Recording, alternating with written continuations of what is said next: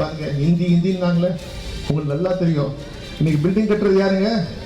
இன்னைக்கு பாருங்க எல்லா வேலையும் வந்து डीएमके की नेताओं की जहरीली जुबान रुकने का नाम नहीं ले रही है। सनातन के बाद अब हिंदी भाषियों के लिए डीएमके के नेता जहर उगल रहे हैं। संसद हो या सभा, हर जगह ये नेता नफरत भरी बयानबाजी कर रहे हैं। सेंथिल कुमार के बाद अब दयानिधि मारन ने यूपी बिहार के लोगों को अपमानित किया है। उत्तर भारतीयों पर शर्मनाक टिप्पणी का वीडियो तेजी से वायरल हो रहा है। सबसे पहले वो बयान सुन लीजिए। இல்லாட்டி பாருங்க ஹிந்தி ஹிந்தின்னாங்களே உங்களுக்கு நல்லா தெரியும். இன்னைக்கு பில்டிங் கட்டுறது யாருங்க? இன்னைக்கு பாருங்க எல்லா வேலையும் வந்து யூபியில ஹிந்தி மட்டும் படிக்கிறவன் தான், பீகார்ல ஹிந்தி மட்டும் படிக்கிறவன் இங்க வந்து தமிழை கத்துக்கிட்டு இன்னைக்கு நம்ம வீடு கட்டி தரான், சாலையை பெருக்கிறான், கக்கூஸ் கழுவுறான். இதுதாங்க ஹிந்தி படிச்சாங்க। दयानिधि मारन डीएमके के अकेले ऐसे नेता नहीं हैं जिन्होंने उत्तर भारतीयों और हिंदी बोलने वालों को अपमानित किया हो।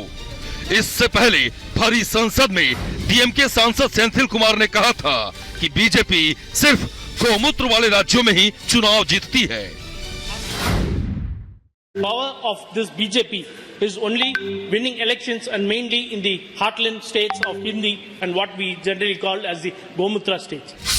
3 राज्यों में इंडी गठबंधन की करारी हार से विपक्ष बौखला गया है। यही वजह है कि अब नॉर्थ और साउथ की राजनीति की जा रही है। कभी सनातन का अपमान तो कभी हिंदू धर्म को मिटाने की बात की जा रही है।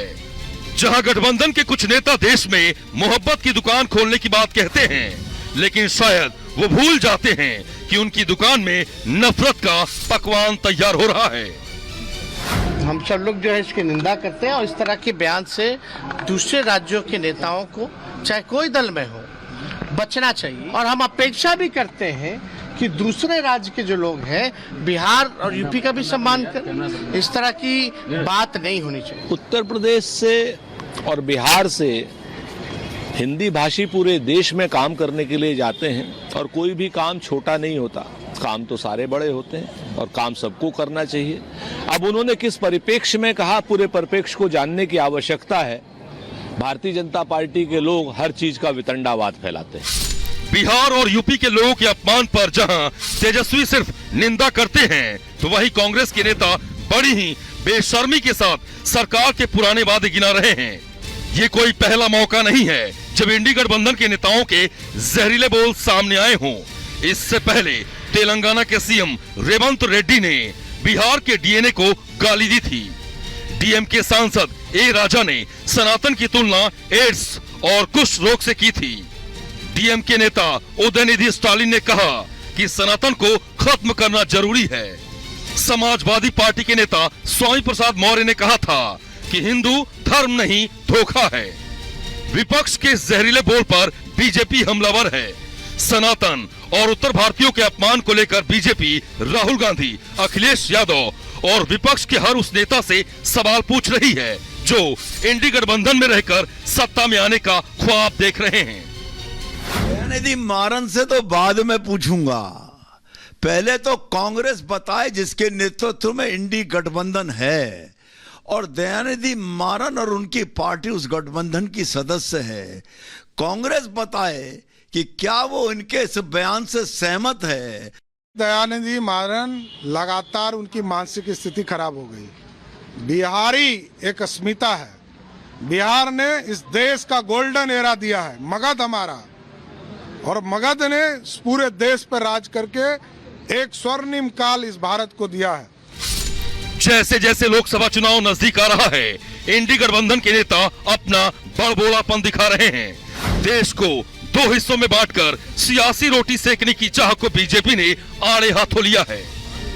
ऐसा है कि इस अहंकार पर मैं क्या बोलूं, भर्त्सना करता हूं। क्या मतलब है इसका? बिहार के लोगों की एक परंपरा है, संस्कार है, सत्कार है। नीतीश कुमार की सरकार के कारण अगर काम करने का अवसर नहीं मिलता तो आपके यहाँ जाते हैं तो काम करते हैं ना, तो उनके श्रम का आप इस तरह से अपमान करेंगे, बहुत भर्त्सना योग्य है। गठबंधन की जो गठरी है, इसमें ऐसे एक से एक गुनाहगार भरे हुए हैं जिनके गुनाहों की गिनती अगर आप करेंगे तो आप गिनती पूरी नहीं हो पाएगी। ये जो बिखराव और टकराव की इनकी मानसिकता है, ये विकृत मानसिकता है, ये मानसिक रूप से दिवालियेपन के कगार पे खड़े हुए। डीएमके, समाजवादी पार्टी और कांग्रेस के नेताओं के बयान से यह साफ है कि आगामी चुनाव जीतने के लिए गठबंधन ने समाज, धर्म और भाषा के आधार पर देश को बांटने की रणनीति तैयार की है। महज सत्ता हासिल करने के लिए विपक्षी नेता भाषा की मर्यादा को ताक पर रख रहे हैं। ऐसे में सवाल ये कि भारत को भाषा के आधार पर बांटना कितना जायज है। Bureau report, Republic Bharat.